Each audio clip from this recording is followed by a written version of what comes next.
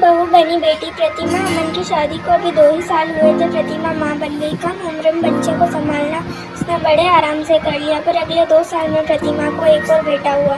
घर में खर्चे बहुत ही बढ़ गए थे। अमन की प्राइवेट छोटी सी नौकरी, जिससे सबका लालन पालन सब ठीक ठाक चल रहा था, पर आगे बच्चों के भविष्य को लेकर अमन प्रतिमा थोड़ी चिंता में रहते थे।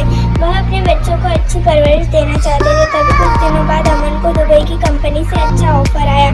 वहाँ पर अमन का सिलेक्शन हो गया। सैलरी पैकेज भी बहुत अच्छा था, पर सबको दुबई ले जाने का खर्चा बहुत होता और अमन परिवार को छोड़कर जाना नहीं चाहता था, इसलिए वह इस जॉब को ज्वाइन नहीं करना चाहता था। प्रतिमा को पैसे की बहुत चाह थी, इसलिए उसने जबरन बहुत जोर दिया कि मैं यहाँ पे बच्चों को अच्छी तरह से पाल लूँगी और आप जाओ, समय समय पर बच्चों और मेरा खर्चा आप भेजते रहना। अमन मन मारकर चला गया। धीरे धीरे उसका मन दुबई में लग गया। बच्चों की परवरिश भी बहुत अच्छे से होने लगी। दोनों बच्चे बोर्डिंग स्कूल में पढ़ने जाते।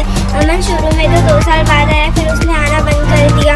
अमन को दुबई भेजकर गलत किया। उसे ऐसा लगा अब पैसे तो भेज देता, पर आने में आनाकानी करने लगा। धीमे धीमे वह बीवी बच्चों से मतलब रखना बंद कर दिया। अब उसकी एक गर्लफ्रेंड भी बन गई थी। उसने उससे शादी कर ली। घर आना तो अब वो जैसे मानो भूल ही गया। प्रतिमा ने अपने बल पर बच्चों को पाला बड़ा किया और फिर बड़े बेटे की शादी कर दी।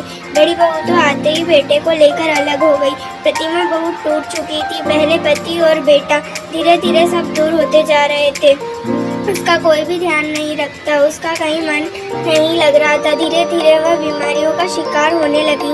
समय के साथ उसका शरीर जर्जर होने लगा। उसको अब बीपी और डायबिटीज की बीमारी हो गई। कुछ महीने बाद छोटे बेटे ने कहा कि मुझे एक लड़की पसंद है, मैं उससे शादी करना चाहता हूँ। प्रतिमा ने सोचा कि यह काम भी करके मैं अपनी जिम्मेदारियों से मुक्त हो जाऊँ और अकेले जैसे तैसे अपनी जिंदगी जी लूँगी।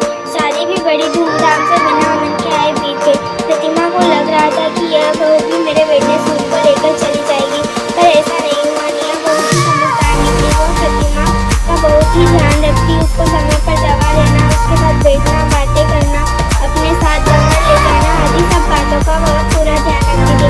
उसको एहसास था कि सोनू के पिता ने उसकी माँ के साथ बहुत ही गलत किया, इसलिए माँ थक चुकी थी, बीमार रहने लगी थी। निया के ध्यान रखने से प्रतिमा स्वस्थ होकर खुश रहने लगी, मानो जैसे उसको बहू के रूप में बेटी मिल गई हो। दोनों बहुत ही घुल मिलकर रहती थी, जैसे अपने सारे गम भुला ही दिए थे। 1 साल बाद निया माँ बन गई। बच्चे के आने पर प्रतिमा का समय कहाँ चला जाता था पता ही नहीं चलता था। वह बहुत ही खुश रहने लगी। उसको लगा कि मेरे जीवन में निया जैसी बेटी ना आती तो मेरा क्या होता। निया ने भी प्रतिमा का अपनी माँ से बढ़कर ख्याल रखा था।